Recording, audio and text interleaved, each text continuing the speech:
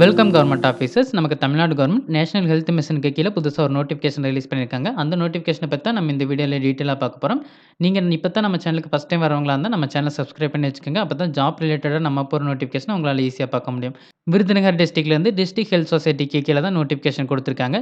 என்னென்ன போஸ்ட் இருக்கு, அதுக்கான குவாலிஃபிகேஷன் என்னங்கிறத பார்த்தரலாம். ஃபர்ஸ்ட்டு ஆயுஷ் மருத்துவ அலுவலர் யுனானி. இதுக்கு நீங்க பியூஎம்எஸ் படிச்சிருக்கணும். அடுத்தது ஆயுஷ் மருத்துவ அலுவலர் சித்தா. இதுக்கு நீங்க பிஎஸ்எம்எஸ் படிச்சிருக்கணும். அடுத்து சித்தா பிரிவு மருந்தாளுநர். இதுக்கு நீங்க டி.ஃபார்ம் அல்லது பி.ஃபார்ம் அல்லது இன்டகிரேட்டட் பார்மசி கோர்ஸ் படிச்சிருக்கலாம். அதுக்கடுத்து பல்நோக்கு மருத்துவ பணியாளர். இதுக்கு வந்து நீங்க 8த் படிச்சிருக்கணும். தமிழ்ல வந்து எழுத படிக்க உங்களுக்கு தெரியணும். அடுத்தது ஆயுஷ் மருத்துவர் சித்தா. இதுக்கும் பிஎஸ்எம்எஸ் தான் கேட்குறாங்க. அடுத்தது சிகிச்சை உதவியாளர். இதுக்கு நர்சிங் தெரபிஸ்ட் கோர்ஸ் நீங்க படிச்சிருக்கணும். அடுத்தது மாவட்ட திட்ட மேலாளர். இதுக்கு நீங்க பிஏஎம்எஸ் கோர்ஸ் படிச்சிருக்கணும். கம்ப்யூட்டர் வந்து உங்களுக்கு யூஸ் பண்ண தெரியணும். அதாவது எம்எஸ் வேர்ட், எம்எஸ் ஆஃபீஸ் மாதிரி உங்களுக்கு எல்லாமே யூஸ் பண்ண தெரியணும். அடுத்தது தகவல் உதவியாளர். இதுக்கான குவாலிஃபிகேஷன் நீங்க பிசிஏ அல்லது ஐடி அல்லது பிசினஸ் அட்மினிஸ்ட்ரேஷன் அல்லது பிடெக் சிஎஸ் அல்லது ஐடி, பிசிஏ, பிபிஏ, பிஎஸ்சி நீங்க படிச்சிருந்தீங்கன்னா 1 இயர்ஸ் வந்து டிப்ளமோ சர்டிஃபிகேட்டும் நீங்க தனியா வச்சிருக்கணும். அடுத்தது நகர்ப்புற திட்ட மேலாளர். இதுக்கு நீங்க எம்எஸ்சி நர்சிங் படிச்சிருக்கணும்.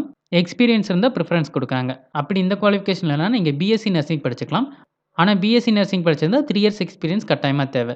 எம்எஸ்சி படிச்சிருந்தா எக்ஸ்பீரியன்ஸ் வந்து பிரிஃபரன்ஸ் தான் குடுக்குறாங்க. அங்க வந்து கட்டாயமா தேவையில்ல. பட் பிஎஸ்சி நர்சிங் படிச்சிருந்தா கட்டாயமா எக்ஸ்பீரியன்ஸ் தேவை.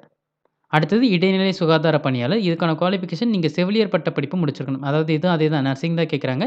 இளங்கலை செவிலியர் பட்டமா இருக்கலாம். அப்படி இல்லன்னா முதுகலையா இருந்தாலும் ஓகே தான். அடுத்தது ஆய்வக நுட்புணர். இதுக்கு 12த் பாஸ் பண்ணியிருக்கணும். அது மட்டும் இல்லாம diploma in multi lab technician 2 years course நீங்க கம்ப்ளீட் பண்ணியிருக்கணும். அப்படி கம்ப்ளீட் பண்ணியிருந்தா மட்டும் தான் நீங்க இந்த போஸ்ட்டுக்கு அப்ளை பண்ண முடியும்.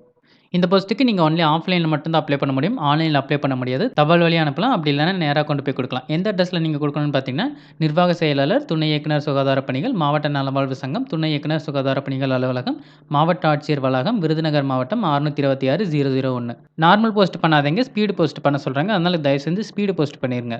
இதுக்கான அப்ளிகேஷன இந்த வெப்சைட்ல டவுன்லோட் பண்ணிக்க சொல்றாங்க. நீங்க கஷ்டப்பட்டு அங்க போய் டவுன்லோட் பண்ணுங்கிற அவசியம் இல்ல. நான் ஈஸியா இருக்கட்டுமேங்கிறதுக்காக டிஸ்கிரிப்ஷன்லயே அட்டாச் பண்ணியிருக்கேன். நீங்க ஈஸியா டிஸ்கிரிப்ஷன்ல டவுன்லோட் பண்ணிக்கங்க.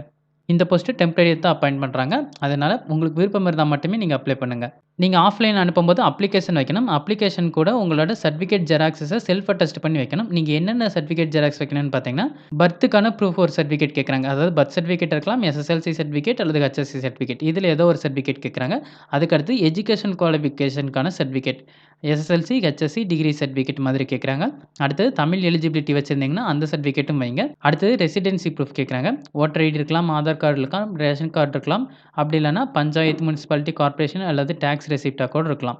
இல்லன்னா நேட்டிவ் சர்டிஃபிகேட் இருந்தா கூட வச்சிருங்க. கம்யூனிட்டி சர்டிஃபிகேட் வைக்கணும், கேரக்டர் சர்டிஃபிகேட் வைக்கணும். நீங்க பிடபிள்யூ கேண்டிடேட்ஸா இருந்தா பிடபிள்யூடி கேண்டிடேட்ஸ்க்கான சர்டிஃபிகேட் வைக்கணும். அதுக்கப்புறம் எக்ஸ்பீரியன்ஸ் சர்டிஃபிகேட், அதாவது நர்சிங் கோர்ஸ்க்குள்ள எக்ஸ்பீரியன்ஸ் கேட்டிருந்தாங்களா, அந்த சர்டிஃபிகேட் இருந்தாலும் வைங்க.